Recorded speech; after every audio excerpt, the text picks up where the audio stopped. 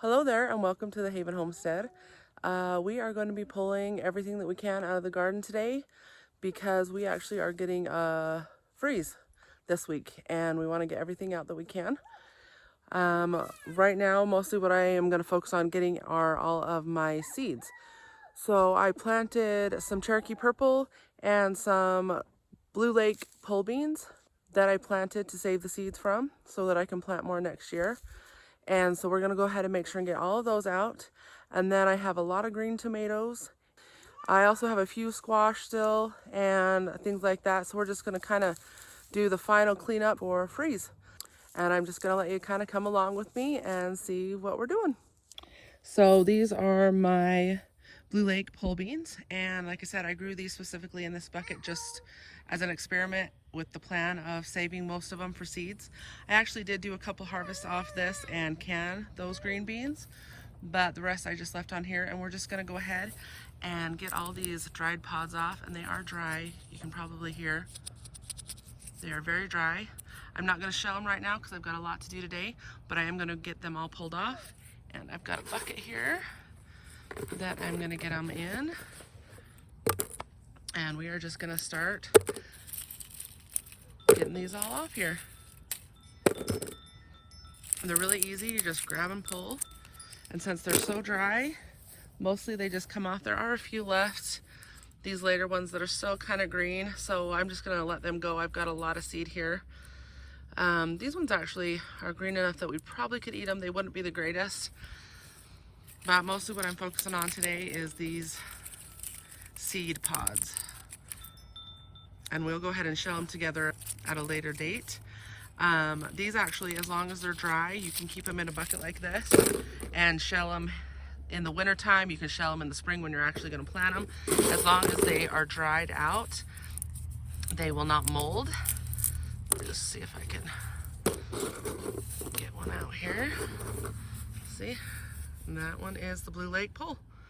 I'm going to get these ones, and I'm also going to be putting the Cherokee Trail of Tears in this bucket because they'll be really easy to tell apart, and they are both climby.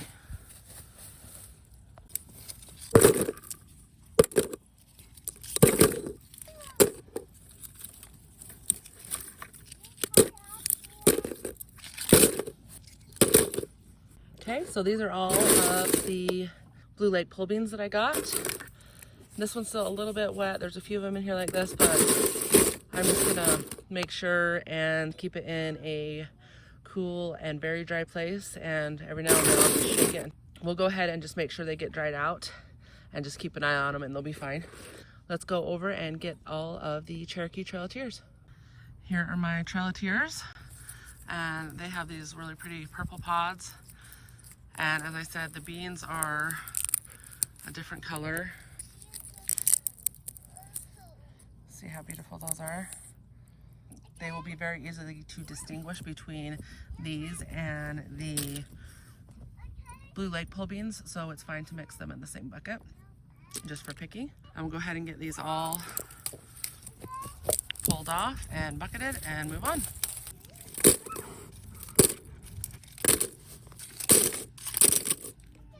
There's my bucket of Cherokee Trail of Tears and Blue Lake pole beans. And we will go ahead and be able to take this in the house. So those are ready to go in the house. And we're gonna move on to tomatoes. Along this trellis here, I have a bunch of Romas planted. And there are quite a variety in here of starting to turn pretty much red and then completely green.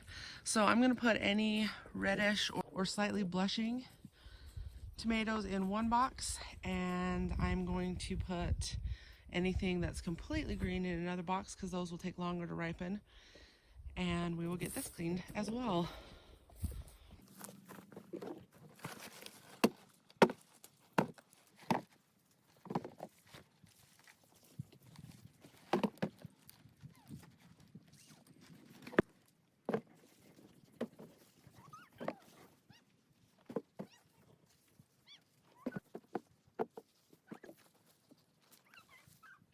Now there are a few, these really little teeny ones left on here that I'm not going to pick And if the weather happens to be wrong and we end up not having a frost, a hard frost or a hard freeze, we are gonna let those grow a little more. But right now they're kind of pointless to pick.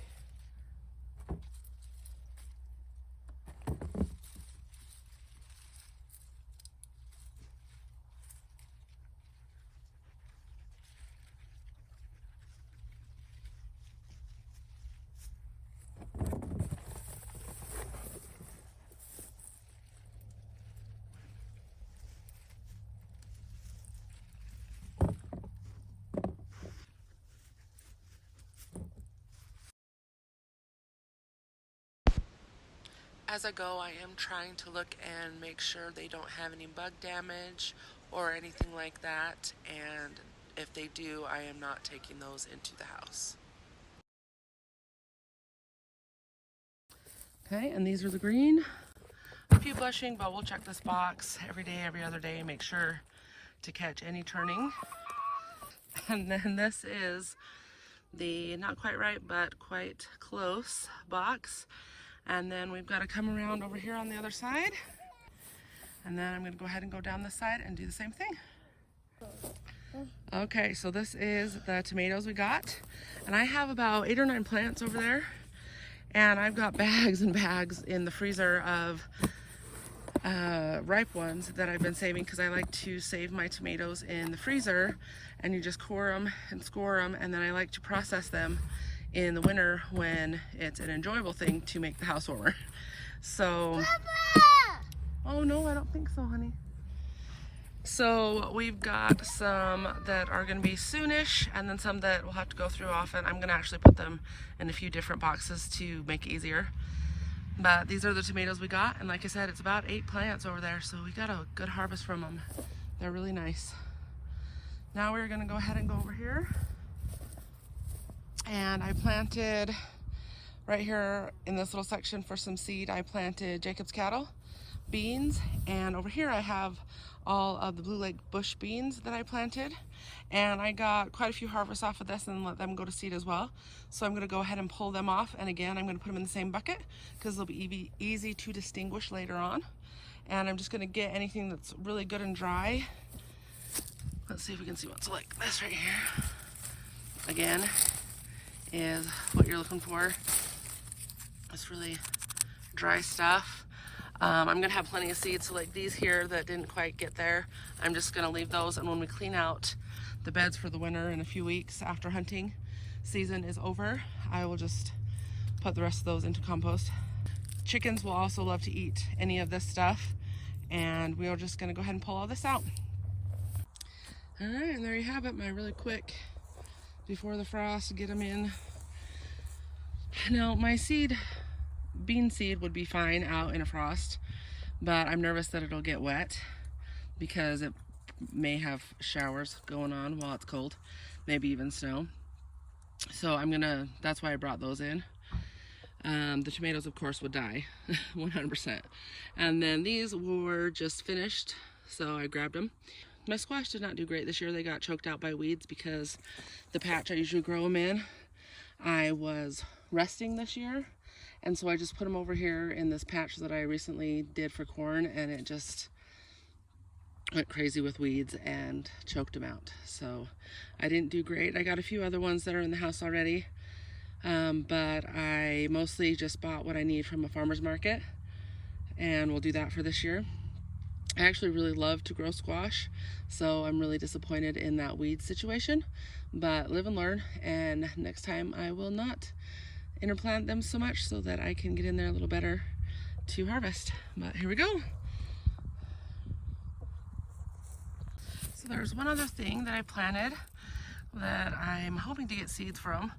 I just planted these okra, this one here and here, on a whim just to kind of see what they would do. And it was actually a little bit late in my season, and I direct seeded them. So I was expecting nothing. And they actually grew. We got a few handfuls of okra off of them, and they are really good, but because I planted them so late, they didn't really get a chance to go too well.